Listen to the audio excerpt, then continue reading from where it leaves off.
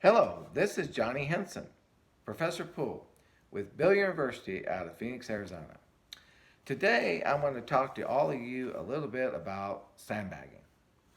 Okay, at the time, I was in Colorado Springs, Colorado, and there's a gentleman named Scott Smith, and he actually runs or did run a lot of the pro tournaments. He was the tournament director for a lot of pro tournaments around the United States. Probably still doing it.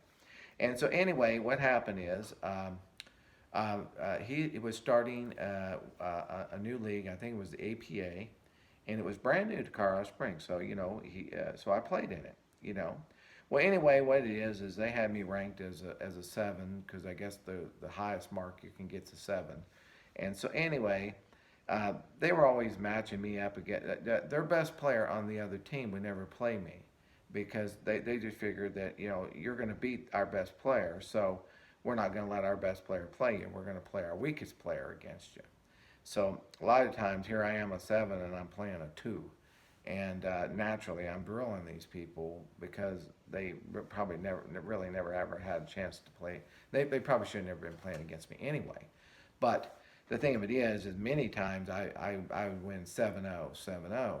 Well, then started thinking, that based on innings and different things, that I could actually kind of, stretch the games out. I could, put a couple balls in front of pockets and kind of, stretch the games out. I don't really remember the format per se back then, but somehow or another, I was, trying to sandbag, to get my handicap down to maybe a six or preferably maybe a five. But anyway, what happened is I kept doing this for a while, and every week I was a seven, I was a seven, I was a seven. So anyway, one day I bumped into Scott, and then I said, Scott, I'm shooting a lot of these innings and stuff, but my handicap don't seem to be going down. He says, Johnny, he just looked at me with a disgusted look on his face. He said, Johnny, you're one of the best players in Colorado Springs. You're one of the best players in the state of Colorado.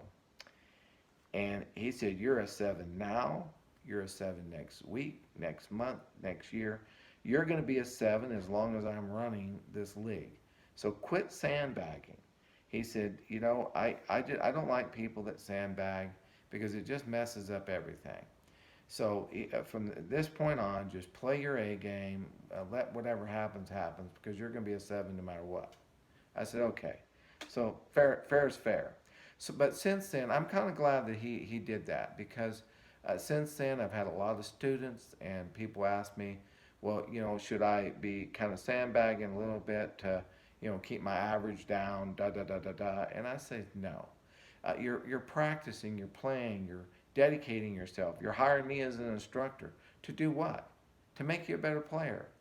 The thing of it is, I think your ratings should reflect that you're a better player. Everybody's talking about Fargo ratings now. Well, back when I was in my prime, we didn't have Fargo rating. We had A, B, C, or we had triple A, which would be a semi-pro, double A, and then your B and C players. But what I'm getting at is whatever the ranking system, whether it be the Fargo rating or whether it be another type of rating system, let's say you're coming to me and let's say you have a Fargo rating of let's say 450. Well, my goodness, maybe within a month I can get you up to a 550, or if you're a 550, maybe I can get you up to a 6 or a 650. My thing is I think you should be practicing playing your hardest all the time, and let your rating reflect how great you are. I'd a lot rather go around with a 750 or an 800 rating than I would be running around with a 550 or a 600 rating if I was able to carry the higher ranking.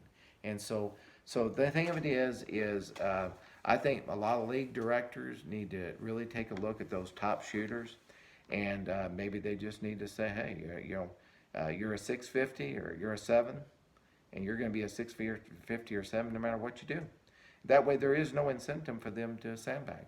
And that way, they're going to go out there and not only are they going to win the games they're supposed to win, they're also going to give losses to the people that they should be giving losses to, and that's going to indirectly help other people have a more accurate Fargo rating or rating of their own.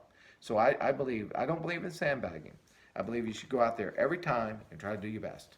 So good luck to you, and good shooting.